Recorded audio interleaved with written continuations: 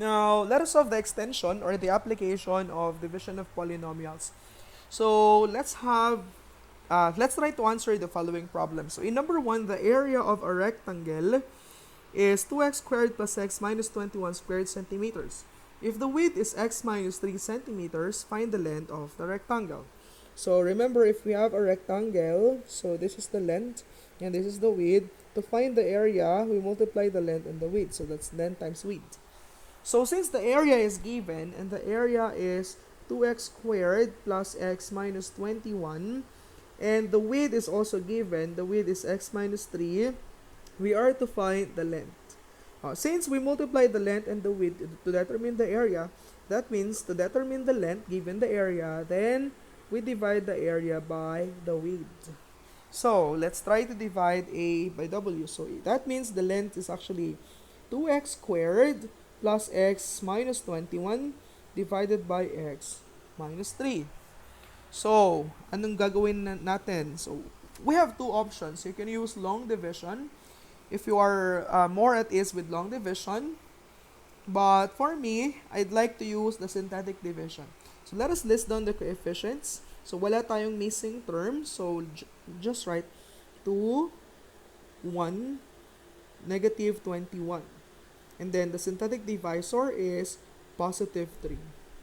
So bring down the first term. 2 times 3 is 6. 1 plus 6 is 7. 7 times 3 is 21. 21 plus negative 21 is 0. So there is no remainder. This is the constant term. This is the term with x. So therefore, the length is 2x plus 7 centimeters. So this is now the length. It's very easy. Now, let us try to answer the second problem. So a basket can hold x plus 7 kilograms of avocados. How many such baskets are needed to hold x cubed plus 6x squared minus 6x plus 7 kilogram of avocados. That means we have this total kilograms of avocados and we are going to divide it into several baskets. Each basket would have to hold x plus 7. So that means the operation is division. So we need to divide x cubed plus 6x squared minus 6x plus 7 by the number of kilos that each basket can hold. That would be x plus 7. So let's use synthetic division. So wala tayong missing term. So isulat lang natin yung coefficient. 1, 6, negative 6, positive 7. And the synthetic divisor, negative 7. So we have 1, bring down 1 times negative 7 is negative 7. 6 minus 7 is negative 1. Negative 1 times negative 7 is positive 7. Negative 6 plus 7 is positive 1. 1 times negative 7 is negative 7. Plus 7 is 0. So this is the remainder. Now this is the quotient. So this is constant. This is with x. And this is with x squared. So therefore, the number of baskets needed to hold such amount of avocados would be x squared minus x plus 1 baskets. So, napakadali lang. Now, let us have the third problem. So, for the third problem, when a polynomial p of x is divided by x minus 3, the quotient is 3x minus 1 and the remainder is negative 4. What is the polynomial? So let us recall, how do we write the quotient now when a polynomial is divided by d of x? So let's say we have p of x over d of x. So, di ba ang ginagawa natin is we write the quotient this way or the answer this way. Q of x plus the remainder over d of x. But in this case, we want to determine the polynomial. There is a quotient that is 3x minus 1. There is a remainder that is negative 4, and there is a divisor that is x minus 3. Ang hinahanap natin ay p of x. So, we want to find p of x. So, anong gagawin natin doon? So, let us try to multiply the whole equation by d of x. Bakit? Kasi gusto nating alamin yung p of x. So, dapat yun ang maiiwan dito. So, ito, So, i-multiply natin both sides by d of x. So, eto, kapag minultiply ko dito, this is cancelled. So, p of x na lang ang matitira. Eto, kapag minultiply ko dito, I have to distribute this one. So, we have here d of x times q of x plus, eto, kapag minultiply ko dito, this will be cancelled. Cancelled na to. No? Saka ito. So, ang matitira na lang siya na r. No? Ang tawag natin sa form na to is division algorithm. Division algorithm.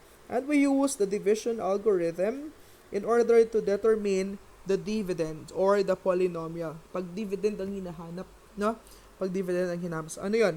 D of x times q of x plus r. That means, to determine p of x, susundin lang natin to, d of x times q of x plus the remainder r. So, the divisor is x minus 3 times the quotient. The quotient is 3x minus 1 plus the remainder is negative 4. So let's use FOIL method for this one. X times 3x is 3x squared. X times negative 1 is negative 3x. Negative 3 times 3x, that's negative 9x. Negative 1 times negative 3 times negative 1 is positive 3 plus the remainder negative 4. Simplifying this, we have 3x squared minus this is negative 12x and this is negative 1. So therefore, the polynomial is 3x squared minus 12x minus 1. Now, using the same technique or the same process, using division algorithm, let us try to answer number 4. So find the polynomial p of x, or rather, when a polynomial p of x is divided by 2x plus 5, so ang hinahanap ay p of x, no? The divisor is 2x plus 5. The quotient, q of x, is 2x squared plus 3x plus 2. And the remainder is positive 2. So what is the polynomial p of x? So using the same method, the division algorithm, so p of x is equal to d of x times q of x plus the remainder r. So the divisor is 2x plus 5 times the quotient 2x squared plus 3x plus 2 plus the remainder 2. Now, let's distribute. So 2x squared times 2x squared, that's 4x cubed.